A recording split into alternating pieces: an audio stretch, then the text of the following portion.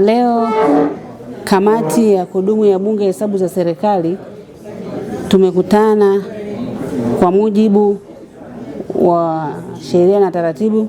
Tumekutana na Chuo Kikuu Mzumbe na kujadili ripoti ya mdhibiti na mkaguzi mkuu hesabu za serikali za mwaka unaoishia tarehe 30 Juni 2025. Kulikuwa na hoja mbalimbali ambazo zilikuwa zimeandaliwa na ofisi ya CAG baada ya kugundua dosari mbalimbali ambapo zilikuja kwetu, na tulipokuwa na hoja hizo tumejaribu kuwauliza, wameshindwa kutoa ufafanuzi kabisa. Wameshindwa kutoa ufafanuzi wa namna matumizi ya fedha za serikali zilivyotumika.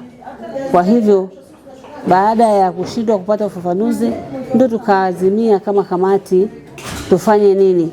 Sababu lengo la kamati ni kuwa jicho la pili kuisaidia serikali kuokoa fedha ambazo za walipa kodi zinazopotea bila sababu yoyote. Waheshimiwa wajumbe wa kamati,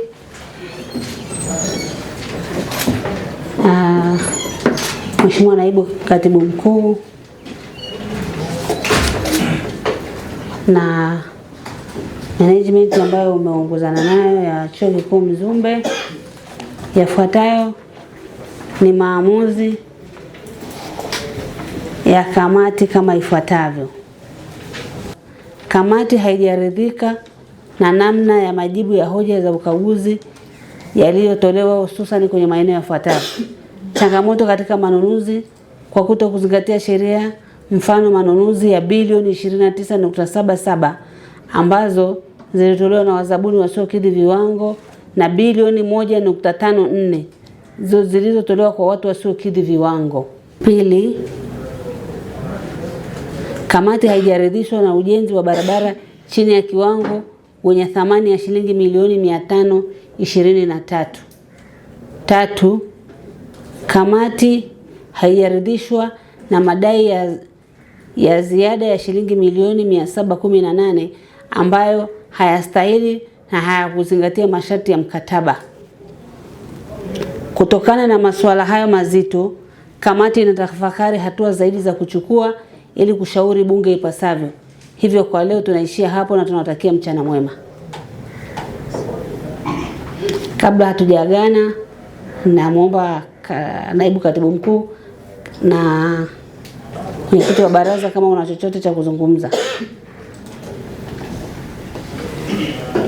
Mheshimiwa Mwenyekiti na waheshimiwa wajumbe, tunashukuru kwa kutupa nafasi ya kueleza zaidi ya kile kilichokuwa taarifa, na tumepokea maelekezo ambayo imeyatoa, na Mheshimiwa Mwenyekiti kwa mwongozo wenu, na tutaendelea kufanya kile ambacho sisi kama serikali tunapaswa kufanya ili kuhakikisha kwamba mali za umma zinatumika ipasavyo. Mheshimiwa Mwenyekiti, tunaomba kukushukuru kwamba tunawasilisha tena. Asante. Asante mwenyekiti wa baraza. Nakushukuru mwenyekiti kwa maelekezo yaliyotoka, na tutazingatia haya maelekezo, na pia tuta tutaweka sawa masuala yetu haya way forward.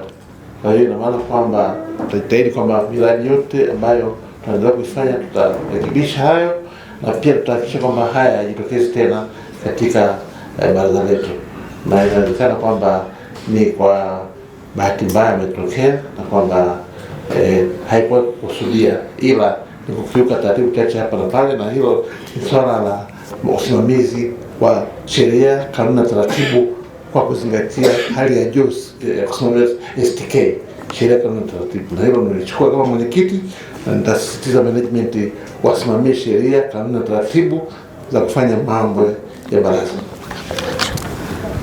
Asante, nashukuru sana kwa kufikia hapo. Ni washukuru kwa kufika, kwa kuja. Asanteni sana, nawatakia mchana mwema na safari njema.